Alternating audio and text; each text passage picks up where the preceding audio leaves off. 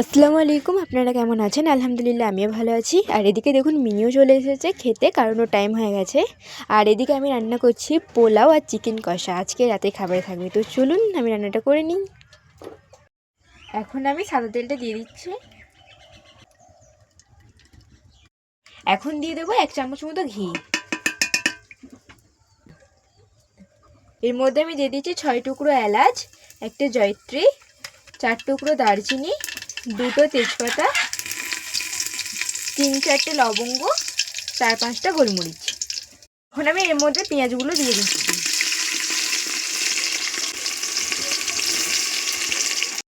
এর মধ্যে এখন দিয়ে দেবো আদা বাটা।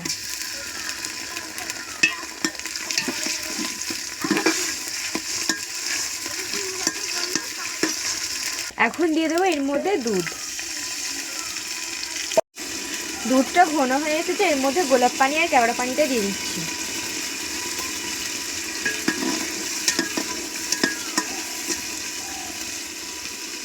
আর একটু চিনিও দিয়ে দিচ্ছি।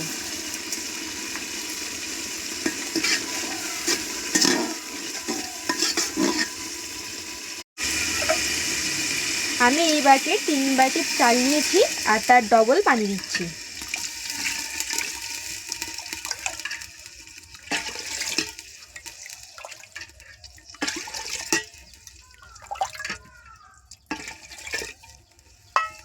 আমি 1 কেজি চালের জন্য পুরো 1 মুঠি লবণ দিলাম।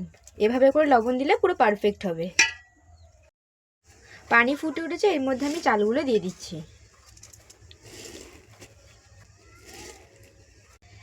এত সুন্দর স্মেল বার হচ্ছে না, আপনাদেরকে বলে বোঝাতে পারবো না। এখন এটাকে আমি একটু নেড়ে চেড়ে চাপা দিয়ে দিচ্ছি।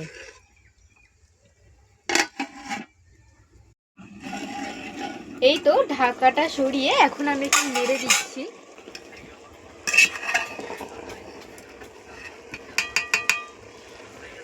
এখন আমি এটাকে ঢাকা দিয়ে আরও 5 মিনিট রান্না করে নিচ্ছি।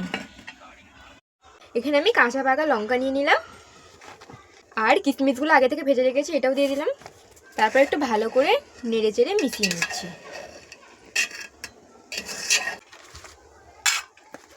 আর এখানে বেরেস্তা নিয়েছি, এটা একটু উপর থেকে দিয়ে দিচ্ছি।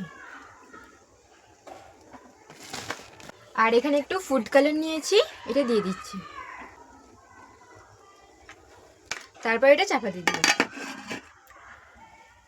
আমি এটা এখন দমে বসিয়ে দিয়েছি, ঠিক 15 মিনিট পর তুলে নেব। লবণ আর হলুদ দিয়ে সিদ্ধ করে রাখা ডিমটাকে ভেজে নিচ্ছি। আর আগে থেকে আলুটা সিদ্ধ করে রেখেছিলাম, সেটা এখন মশলা দিয়ে ভেজে নিচ্ছি। এই তো আলুটা ভাজা হয়ে গেছে, এখন তুলে নিচ্ছি। এই ঠান্ডায় আমি মামাকে চিকেন আনতে পাঠিয়েছি, আর মামার অবস্থাটা একবার খালি দেখুন, থরথর করে কাঁপছে। চিকেনটাকে খুব ভালো করে আমি ধুয়ে নিয়েছি, আর এটা এখন ম্যারিনেট করব।